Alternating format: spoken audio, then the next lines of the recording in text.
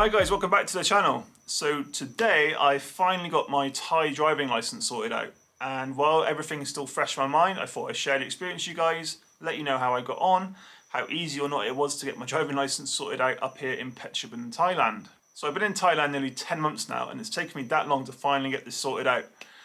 When I first arrived up here in Phetchabun at the beginning of the year, the Department of Land Transportation office where you get this sorted out was actually closed due to COVID.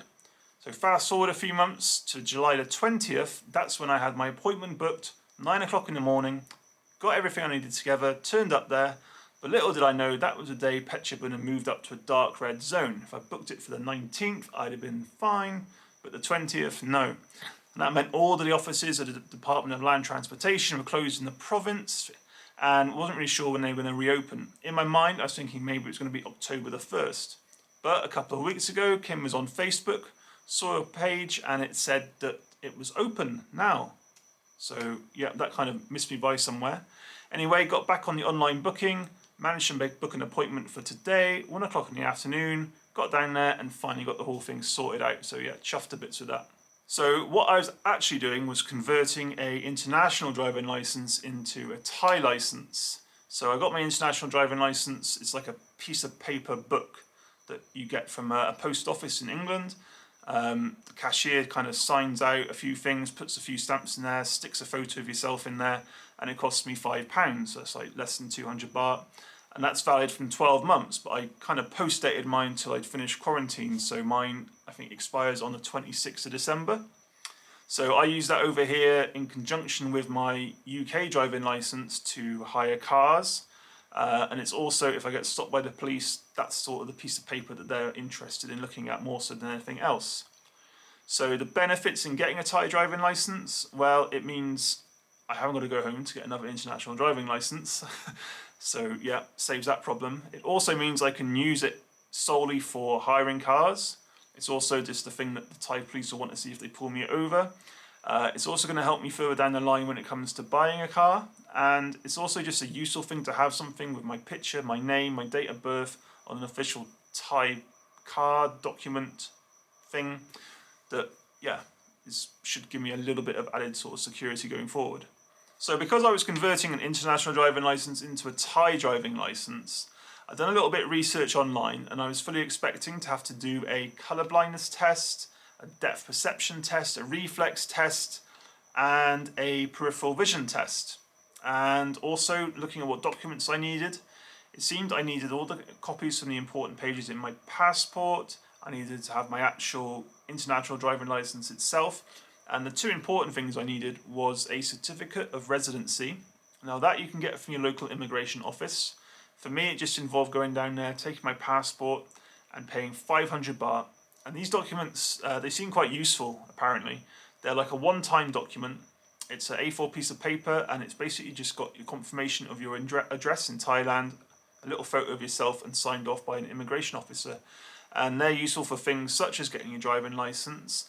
And I think when it comes to getting other official documents and permits, and I think also when it comes to buying a car, like I said, they're a one-time document, and they do come in handy for a lot of things. A lot of things I'm going to have to go through further down the line as well.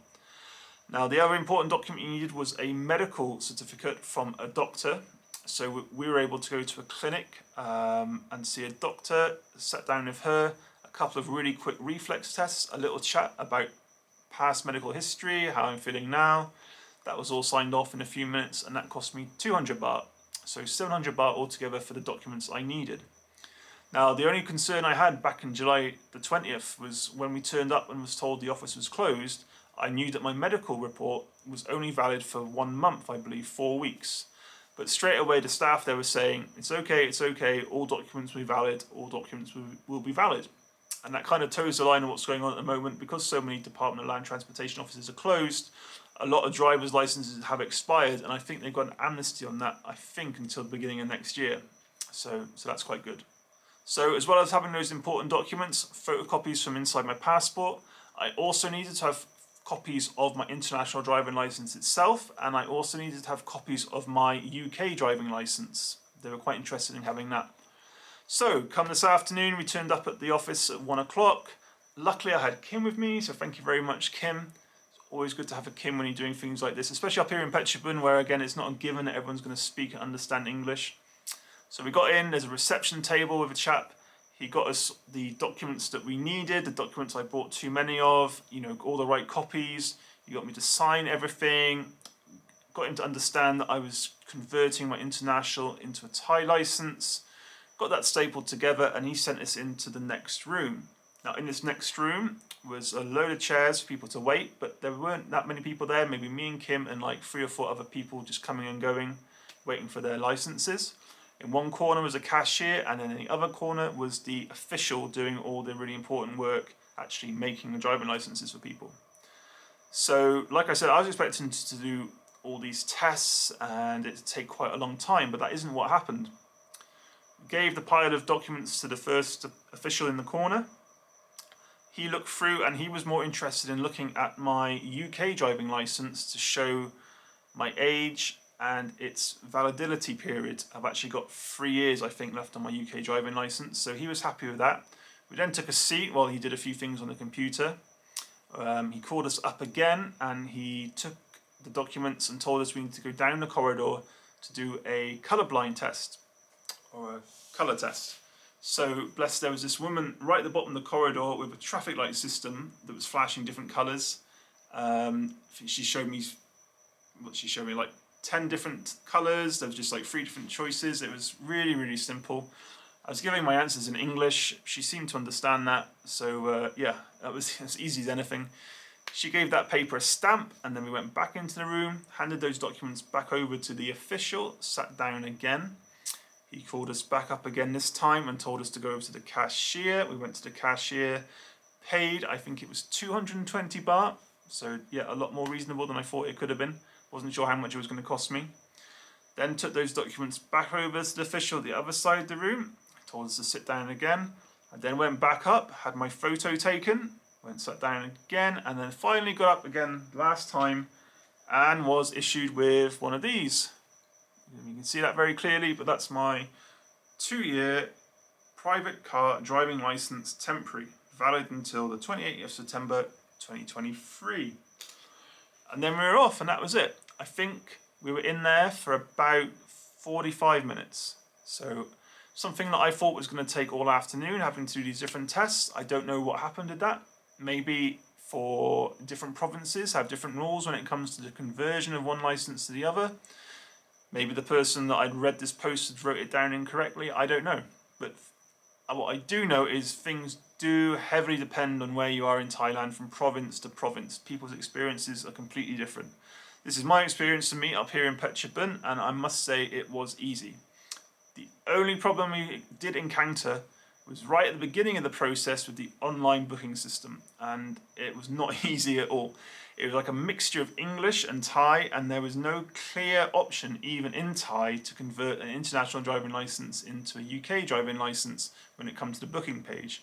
I mean, it turned out it didn't really matter because you were just booking a slot anyway. I think they just do slots 9 o'clock in the morning, 1 o'clock in the afternoon. Just get everyone in at those 2 times and they'll file through everyone. I did end up at one point though, for my July appointment, having to watch a 45-minute video, and it did stop occasionally to answer some multiple choice questions that were in English, and the video was translated in English, and it was really simple. But I don't remember how I managed to get on that page. When we come to book again this time round, I didn't have to do that, but maybe that was because I was already registered and logged in. He was interested to know I'd done that video though. However, I think if I hadn't have done that and hadn't have taken a screenshot of the completion page of that, he may have sent me off to go and watch this video again. So yeah, that's something to watch out for. Maybe in your province or where you are, or maybe it was just me being a bit dumb. It's a lot easier to navigate, but that was the only drawback. But apart from that, yeah, got my driving license. So yeah, looking forward to flashing this around next time I'm hiring a car or doing anything where I can find an excuse to use it. Right guys, I hope you found this video a little bit informative, a little bit interesting, and thank you very much for watching. I'll catch you again next time.